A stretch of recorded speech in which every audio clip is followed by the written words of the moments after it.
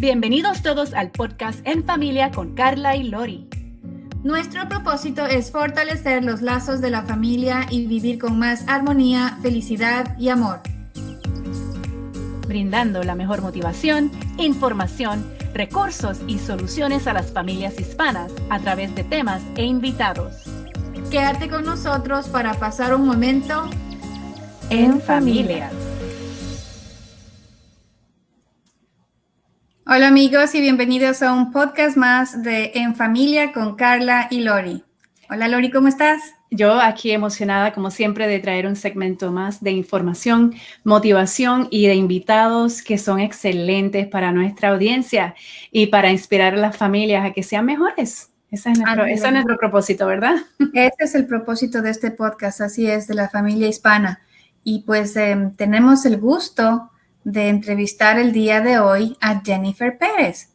Y Jennifer es esposa de un hombre muy importante que lo entrevistamos hace pocas semanas, cerca de un mes me parece, Julián Vinasco, y pues le estaba enseñando a Lori que ya me compré el libro. Pues sí lo ven, ¿no? Ahí está. Yo también. Pues ya lo empecé a leer y está muy interesante. Y pues Jennifer es la esposa de Julián. Y vamos a... Déjame describirte un poquito su biografía para saber quién es ella, Lori. Jennifer Pérez es... Porque es que detrás de cada hombre exitoso hay una mujer fantástica. Oh, por supuesto. Así es, esa es la verdad. Esa es la verdad. Y eso es, pues mira, este libro... No creo que lo hizo solo porque con una familia. Eso necesita la ayuda de la mujer. Así es.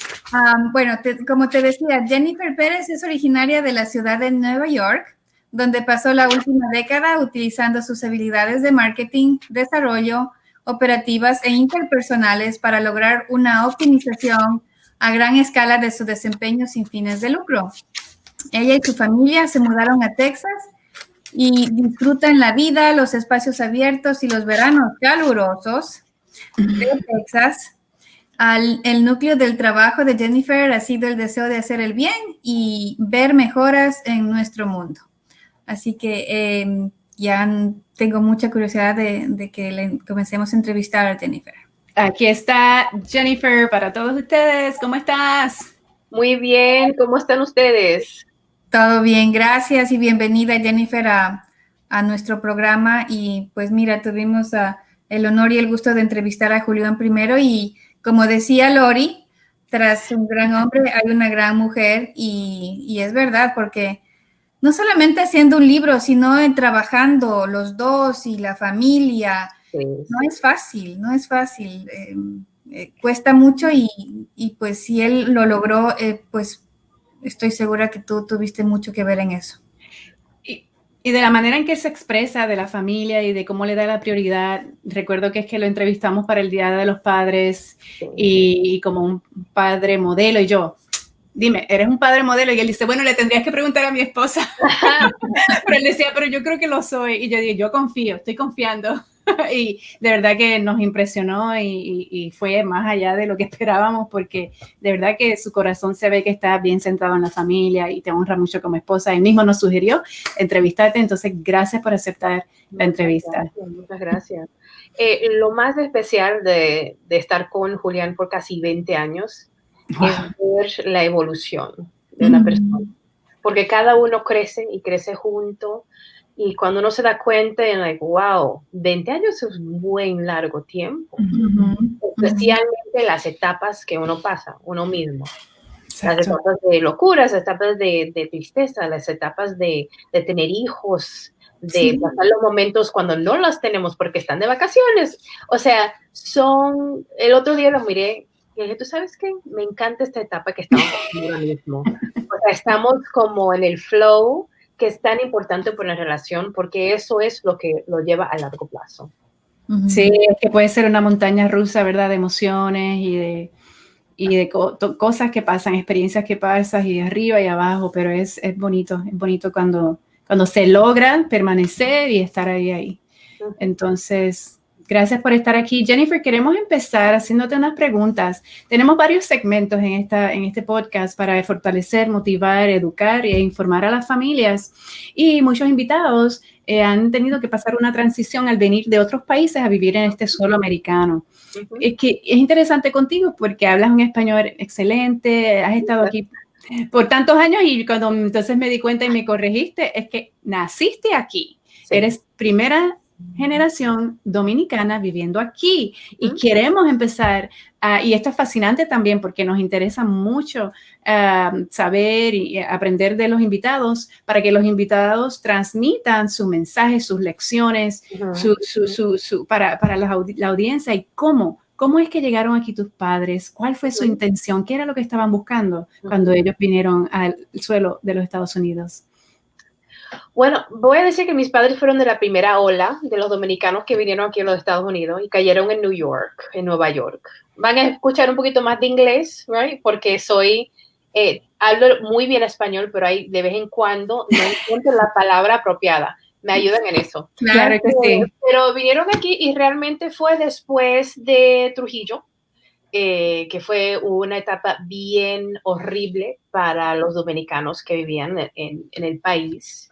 Y realmente vinieron acá siguiendo ese sueño americano de los 60s, o sea, suburbia, tener su propia casa, venir a los Estados Unidos, vinieron por avión, no habían que pasar por fronteras, vinieron con el sueño de tener una mejor vida aquí. Y para mí es algo bien especial porque el cuento de inmigrante de mis padres es un poco más distinto del cuento de inmigrante que se está escuchando con más frecuencia hoy en día. Y yo creo que por eso mis papás, aquí, es más, mira a ver si lo pueden ver, tengo aquí una foto de ellos. Aquí. ¡Wow! ¡Qué especial! Que tengas Pero aquí están en un parque en Washington Heights, porque aún todavía había una comunidad bien grande de dominicanos ahí, pero cuando vinieron habían básicamente cubanos, españoles y puertorriqueños en la ciudad. Y eso fue que, y en esos años, los 60, los 70, había mucho movimiento. Los cubanos se fueron para Miami, los españoles se fueron también. O sea, fue mucho movimiento en términos de cada vez que hay un grupo de inmigrantes, hay otro que se va y otro reemplaza. Y eso es basado en nuestro país o el país de los Estados Unidos. Es un movimiento constante de personas que están rehaciéndose y renaciendo y renovando este país con sus culturas, con sus formas de ser, con sus lenguajes. Pero más o muy importante para mis papás fue aculturándose en la cultura americana. O sea, nosotros pasábamos los 4 de julio, éramos los más patrióticos. Mi papá aprendió a cocinar corned beef and hash porque vivíamos en un vecindario irlandés. También le encantaba a los italianos, lasaña era uno de sus preferidos platos de cocinar. No tanto plátano y maduro, pero sino todas estas comidas, porque ahí yo creo que comida es un lenguaje universal. Cualquiera persona se entiende con un plato de algo interesante. Y mis padres, en ese mismo estilo, vinieron a este país, mi papá primero, después mi mamá, después de 1 o 2 años, y enseguida buscaron trabajo, pues por supuesto, primero con amigos, después más importante, mi papá encontró un trabajo con General Motors, un trabajo de unión, porque en esta etapa se sabía que un trabajo de unión era un trabajo de por vida, de por siempre. Y aún mis padres tienen 80 años y plus, y todavía tienen los beneficios del trabajo de General Motors, aunque lo dejó hace muchos años. Entonces, hablando, escucho como que a Juan Luis Guerra cantando, buscando visa para un sueño. Exacto. Para esa época tuvieron que necesitaron visa, necesitaron pasaporte, perdona mi ignorancia, pero necesitaron visa. En Puerto Rico, pues no, porque somos ciudadanos automáticamente, pero entonces para los que viven en la República Dominicana necesitaban visa, era difícil, era una lista, era una lotería, no era tan difícil, porque recuerde que Trujillo fue puesto en la República Dominicana por los americanos, por los Estados Unidos, fue los Estados Unidos que lo puso a él. Cuando la gente estaba tratando de salir, no era como una locura con Castro y Cuba. Okay. Era más que vinieron aquí por su propia cuenta, no tenían sus papeles. Es más, mi padre tiene un buen cuento que se fueron manejando y fueron a una piscina y tal cosa, y después que el policía los iba a parar y un revolú porque no tenían licencia. O sea, todavía vivían como con ese temor, pero ellos se volvieron ciudadanos en los 80s, 90s. Y fue mucho más fácil de lo que uno escucha ahora. O sea, fue tan distinto. Lo que yo veo ahora, cómo se tratan los inmigrantes de hoy en día, cómo las dificultades que pasan. O sea, no es justo. Este es un país de inmigrantes. Mis padres tuvieron esa oportunidad y no fue tan difícil. El cuento fue que mi padrino fue al ejército porque se quería volver ciudadano. Y le dijeron, sal de aquí, que no te queremos porque no eres ciudadano, bla, bla, bla. Pero yo sé que hoy en día no solamente los cogen a los inmigrantes, pero tampoco ni le garantizan que van a ser ciudadanos. Así es, y eso ha pasado. No sé lo que ha pasado con este país, pero es como que se ha perdido un poquito el moral compass, o sea, como el way de qué es justo y qué no. Sí, es un conflicto. Entonces, ¿ya tus padres tenían niños? ¿Ya tenían tus hermanas mayores o todavía no tenían? Todavía no. Vinieron así de recién casados. Vinieron realmente para hacer una vida aquí. Wow. Pues me imagino, Jennifer, que no fue fácil al comienzo, sin el idioma, sin su familia, sin tu mamá, sin su familia, sola y acostumbrada, nosotros que somos hispanos, a estar juntos, a que vivimos cerca, que el fin de semana vamos a la casa, a buscar algo. Sí. No debe haber sido fácil eso, ¿no? Sí, y especialmente conocer un invierno neoyorquino. Sí. O sea, estar viviendo tu vida entera en una isla caribeña y pasar ese primer frío y ver nieve.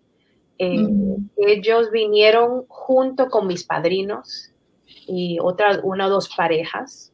Por ejemplo, tenían ese núcleo un poquito. Por lo menos. Porque decidieron venir. Pero no es como ahora que uno viene y hasta hay revistas en español. Aquí no había nada. Bueno, definitivamente fueron valientes, fueron pioneros. Y entonces, ¿cómo eso te ha impactado?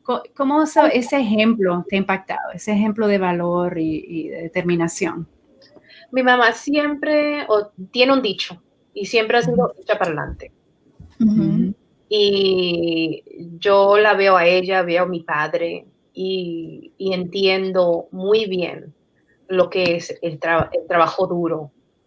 O sea, mi mamá haciendo piecework en las factorías, haciendo sus cuentas en su libreta desde niña, yo viéndola, para ver cómo es que íbamos a alcanzar las metas de nosotros. Yo tengo 2 hermanas, mucho más mayor que yo, 10 y 12 años, y ellas realmente eran mi segunda madre, como es las hermanas mayores. Pero realmente es porque la razón también, yo considero inglés mi primer idioma por ellas, pero español bien cercano por mis padres. Y realmente lo que mis padres me enseñaron es que no hay nada, nunca hay problemas, hay retos. Qué bien. Siempre tiene una solución. Eso me encanta. Pues es verdad. Yo creo que el ser humano necesita tener metas y goals en la vida para poder levantarse con el pie derecho y tener la energía para seguir adelante y luchar, ¿no? Uno cuando está en la familia, pues se levanta y le da gracias a Dios por tener un trabajo, y si no, pues a buscarlo y ser positivos y tener metas y puedes seguir adelante, como tú decías, así que eso me encanta. Algo que me gustó también y me lo imaginaba es cuando decías que tus papás vivían en esta área de polacos, ¿era? ¿O de irlandeses? Y entonces, pues me imagino en Nueva York, en los 60s, diferentes culturas, diferentes comidas, comida irlandesa, italiana, hispana, o sea, qué hermoso. Por eso Nueva York es Nueva York, ¿no? Porque es el centro de todas las culturas, de un restaurante pequeño donde vas a comer la verdadera pasta italiana o la verdadera comida de donde sea la persona que es dueño. Y pues la comida une familias y la comida hace amigos. De la comida vienen memorias y por eso nosotros los hispanos nos reunimos a cocinar y estamos siempre en la cocina y preparando una cosa y otra cosa. Y recién me fui a Miami, a Florida, para visitar a mi familia y pasábamos en la cocina porque mi tía sentada, una cocinando, la otra lavando y ya se iba todo y después terminaba el desayuno ya estábamos planeando qué vamos a hacer para el lunch. Pero entonces eso es la familia hispana, el estar unidos, el cocinar, el jugar cartas y todas estas cosas que después cuando eres grande añoras y recuerdas eso con tanto cariño. Sí. Exactamente. Hay algo que quiero, no sé, las familias que están escuchando, padres y madres hispanos que han venido y que tienen una historia más reciente que la de los padres de Jennifer, ¿verdad? Eso fue en los 60s. Pero la gente que ha llegado aquí y luego sus niños también han nacido aquí como lo hizo Jennifer. Es bien importante porque yo he interactuado, yo he vivido y he convivido en mi congregación de la iglesia. Yo por 4 años fuimos a la congregación hispana. Y ya no, ¿verdad? Pero fue una experiencia hermosa, me encantó, lo disfruté, aprendí muchísimo. Y la palabra sacrificio, o sea, tus padres dejaron algo allá, familiar, calientito, hermoso, bello, por las razones que fueran, ¿verdad? Buscando un sueño, una vida mejor, por las razones que sea. Se respeta y por lo mismo que llega la gente aquí muchas veces.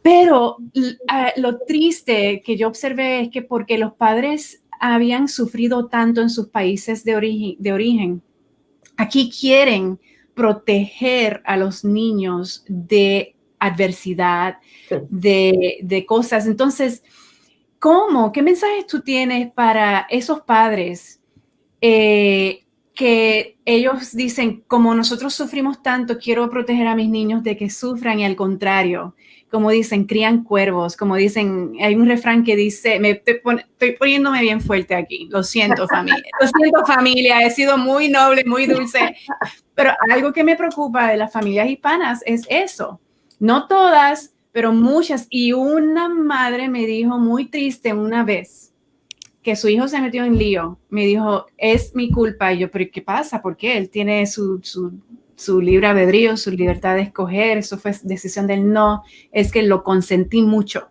Lo consentí mucho y no le permití aprender por sí mismo. Él todo yo le protegía, yo le cuidaba, porque como yo sufrí mucho en mi país, aquí no quise yo que mis hijos sufrieran. Entonces, ¿qué mensaje? ¿Cuál fue el ejemplo de tus padres en cuanto a sacrificio, en cuanto a luchar por lo que se quiere, en cuanto a ser responsable? O sea, la cosa con eso, y tiene muchas facetas, muchas caras, por ejemplo, mi mamá era sobreprotectora, o sea, definitivamente. Vivíamos en Nueva York, en mi niñez, en los 80, los 90, que no era una etapa muy buena para vivir en esa ciudad porque estaba bien, primeramente, las drogas, o sea, es una ciudad muy distinta ahora que antes en los 80. Le estoy diciendo mi edad ahora mismo. Y yo creo que hay dos cosas. Para ella, ya viviendo ya 20, 30 años, era más como la decisión de yo no poder ver la realidad de lo que estaba pasando. Y es casi lo que tú estás diciendo, ese sacrificio que tuvieron que hacer esos papás, lo que tú mencionas, es como que ponerle un cuento distinto, mucho más suave, que realmente yo no creo que yo aprendí lo que era un sacrificio hasta yo misma ser madre. Porque ahí es cuando uno ve lo que es sacrificar algo por alguien. Aunque una, ¿sabes? Especialmente una mamá latina, usted no sabe cuánto he sacrificado tanto por ti. Te lo pueden decir porque pero no lo entiendes. El daño emocional es súper común con las madres latinas, especialmente las mayores, ¿right? Sí. Tú sabes, eso es algo que yo creo que afecta y impacta. Y hay dos cuestiones. Uno es el sacrificio de lo que uno en el país de origen y también el sacrificio que uno hace cuando llega acá para realmente darle la vida que uno nunca tuvo. Sí. Yo creo que eso es más que nada. El consentimiento viene de ahí. Viene de aunque y la palabra merecer es un poquito fuerte, pero aunque un niño no se lo merezca, todavía se le compra el mejor tenis, el mejor esto, porque yo nunca tuve eso. Exactamente. Creo que ahí fue más el conflicto para mi madre y mi papá, que porque no tenían lo que no tenían, por ejemplo, era como sobrepasándose para darme más y más y más y más. No, para compensar. Precisamente, y especialmente en los 80, 90, era más capitalismo aquí en los Estados Unidos. Claro. Era más la compra, el cambio de lo material por lo emocional. También estamos hablando de, en muchas familias, las cosas, las dificultades, los sacrificios, de esas cosas muchas veces no se habla. Eso es el gran secreto de qué pasó cuando tú estabas de tal edad. Digo, no pasó nada. O sea, eso es lo que yo he visto. Y todas esas cosas se forman en como una bola de yarn, de lana, de lana, que se sigue envolviendo. Y no es hasta que uno tiene comprensión que puede seguir desenredando y desenredando para ver de dónde, cuál es el núcleo, de dónde viene eso. Wow. Y por eso yo pienso, Jennifer, lo has dicho muy claramente, que en estas generaciones, nuestros hijos, cuando ya crecen, o al menos eso me pasó a mí, cuando eran chiquitos eran la burbuja y que no podían pasarle nada y que no se enteren de las noticias malas, fueron creciendo, ahorita ya son de 13 y 15 años, pero poco a poco una amiga me dijo, tú aprenderás con ellos. Y en la época que ella me lo dijo, pues no lo entendí. Y es que tienes que dejarles abrir un poquito los ojos también para la realidad que estamos viviendo, porque si no, cuando salgan de la casa, Dios lo permita, la universidad, pues no van a saber nada y va a ser peor, ¿no? Va a ser más difícil. Antes no había la comunicación, hablar sobre diferentes temas con ellos, sentarse, decirles, estos son las drogas, esto es el sexo, no había, yo no me acuerdo, a mi mamá nunca me dijo nada. Era el tabú. Pero ahora te dicen lo contrario, habla, comunícate, que no tengan miedo de ir donde ti y decirte las cosas que están viendo en la escuela o que está pasando o las dudas que tienen, ¿no? Yo le voy a dar un buen ejemplo, perdón, Lori. No, sí, gracias. Primera generación americana. Creo que yo tengo un poquito más de idea de eso de la comunicación. Yo me recuerdo muy bien cuando mi hija mayor ahora tiene 16. Pero cuando tenía 5 o 6 años, teníamos una familia con quien éramos amigos, pero tenían un hijo. Y un día la invitaron a ella, por un play date, o sea, para ir a la casa. Para mí estaba bien, conocemos la familia, es una relación, son 2 niños inocentes. Mi madre, o sea, para ella fue lo peor. ¿Cómo? Una casa de un varón y esto y lo otro. Y yo le tuve que explicar a ella que oye. A los 5 añitos. 5 años. Pero a los 5, a los 7, a los 10, al fin y al cabo hay que normalizar las relaciones, las amistades entre, o que sea, tal y tal cosa. Y eso como que a mí me di cuenta, o sea, como yo me crié como sin amigos que eran varones, por eso mismo. Y es bien interesante porque yo sé que eso viene de un pensamiento de que es bien, como quien dice, old school. O sea, pero aún todavía muchos latinos todavía tienen ese mismo pensamiento de las tradiciones. Y de censura, tradiciones, de censurar cierta información de la familia. No te puedes Sí. imaginar, Julián, siendo bien tradicional, bien, o sea, él es de Colombia, bien, y yo que soy first generation americana, que soy un poquito, no voy a decir suelta, pero entiendo más. Estás en la mitad, creo yo, de las dos culturas, claro. La viviste americana, pero viviste en una casa de dos padres hispanos. Exacto. Caribeños. Caribeños, sí. Sí, es de verdad, un día a lo mejor Carla y yo tenemos que hacer un episodio de esto nada más, de las diferencias culturales, porque yo casada con americano, tú casado con colombiano, entonces sí, como quieran que sean hispanos, me imagino que hay, no sé si decir choques o diferencias culturales, las mías también, y es bien gracioso porque mis niños me dijeron porque es que nosotros no tenemos tanta familia extendida como la que tenemos con papi, y vamos y compartimos y todo, entonces yo dije, ay, buena pregunta. Entonces, cuando empecé a hablarles, como ya eran de edad que iban a comprender, les empecé a decir, ay, mi tía, su esposo hizo esto, mi esto, y mi prima esto, y un montón de cosas que a lo mejor ellos dijeron, oh, ok, ya entiendo por qué no pasó mucho tiempo con ellos. Entonces, esas cositas, pues, pero yo tuve una bendición bien grande, no sé si tu papá o tu mamá jugó este rol en tu vida, Jennifer. Mi abuela a calzón quitado, como dice el refrán, nos decía todo, sin censura, y nos contaba de su familia y algunas cosas malas que pasaron con sus, no sé, 13 hermanos o lo que sea. Para algunas cosas, especialmente cuando era para que nosotros agarráramos sabiduría y no nos dejáramos caer con la gente de afuera. Nos enseñaba, mira, que los muchachos esto otro, amigos un peso en el bolsillo, decía ella mucho. Pero es lo hermoso de las culturas, de las generaciones, de honrar. Entonces, queda como 4 minutos, Jennifer, lo siento, nos encantaría tenerte otra vez, si estás de acuerdo.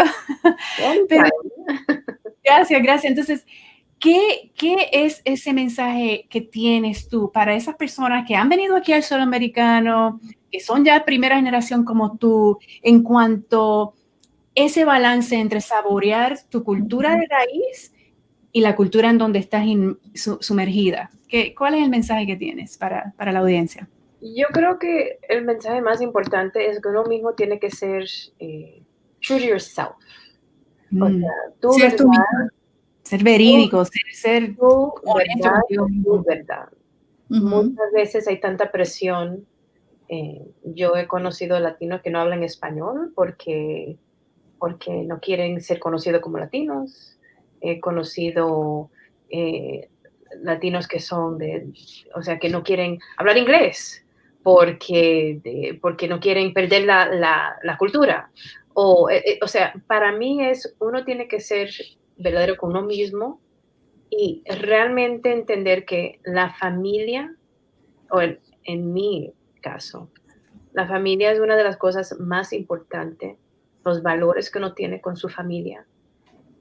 Son cosas que uno mismo tiene que aprender a reconocer y después vivir por esos valores.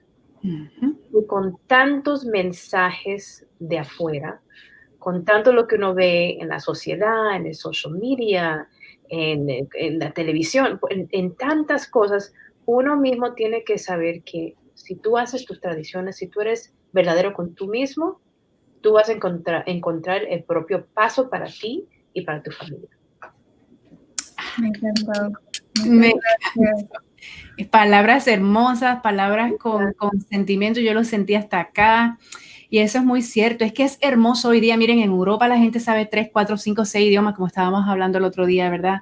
Qué orgullo es aquí saber que tenemos estas raíces hispanas que nos dan tanto sabor, que nos ayudan tanto, porque es un idioma tan hablado aquí también, y que somos mujeres somos gente, somos familias que tenemos esa ventaja.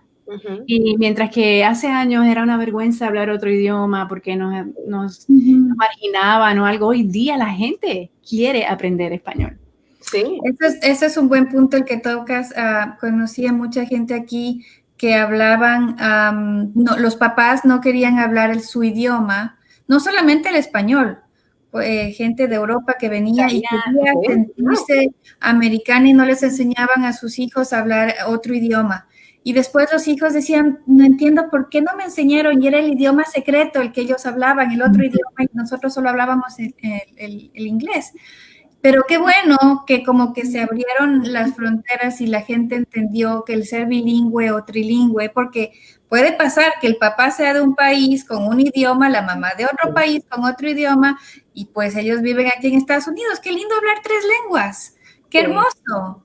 Sí. Y eso hay que pues sugerir a las familias, mientras más idiomas, mientras más pequeños los niños, enséñales. El idioma hispano es el nuestro, y yo pues de mis hijos desde chiquitos, porque sabía, bueno, el español no va a ser su primer idioma siempre, y dicho y hecho, se fueron a preescolar y ¡pum!, ya fue el inglés. Y yo les decía, no hablo inglés, entonces hablo español. Pero después ya comenzaron a darse cuenta, ¿por qué hablas en inglés con esta gente, no con nosotros? Y bueno, ya no se pudo más, pero bueno, hasta ahora mi mamá les hace leer en español. Muy bien. Y eso es importante. Nunca pierdan sus raíces en eso. Sí. Hay que definitivamente preservarlo. ¿Sí, Jennifer? Sí, pero también yo creo que al otro lado de eso, yo creo que nosotros como latinos de vez en cuando tenemos como un poquito, no hay que hacer a una persona sentir mal si no hablan español. Nosotros latinos tenemos tantos, somos tan diferentes. A eso es lo que a mí me encanta. No solamente somos dominicana, puertorriqueña. Carla, ¿dónde eres? Ecuador. De Ecuador. Pero también somos americanos, primera generación, sexta generación, dependiendo de donde tú estás, en California o Texas. Y yo creo que de vez en cuando nosotros nos vemos como, oh, tú no hablas de español, pero tú eres menos latino que yo, porque yo lo hablo desde que el día que yo nací. Y necesitamos parar de eso y realmente juntarnos de cualquier porcentaje que tú te sientes o eres, porque al fin y al cabo, especialmente hoy en día, eso es la fuerza que necesitamos para sobrepasar todo lo que está pasando aquí en los Estados Unidos. Para unirnos en vez de dividirnos. Así es, muy bien dicho, Jennifer. Te queremos agradecer muchísimo. El tiempo pasó volando, no sentimos, y pues como decía Lori, nos encantaría tenerte en otra ocasión para poder seguir conversando y charlando contigo. Me encantaría. Sí, pues gracias, definitivamente. Entonces, yo quiero preguntarle a los que nos están escuchando, a los que nos están viendo, ¿cómo vives tu verdad en cuanto a tu cultura? ¿Cómo muestras ese orgullo? ¿Cómo muestras ese encanto? ¿Y cómo lo vas a hacer de ahora en adelante? Cuéntanos, comenta, y entonces, si te gustó este segmento, compártelo. Y otra vez, Jennifer, muchas gracias y nos despedimos. Hasta la próxima. Gracias. Chao. Gracias. Hasta la próxima. ¿Te gustó este segmento? Compártelo.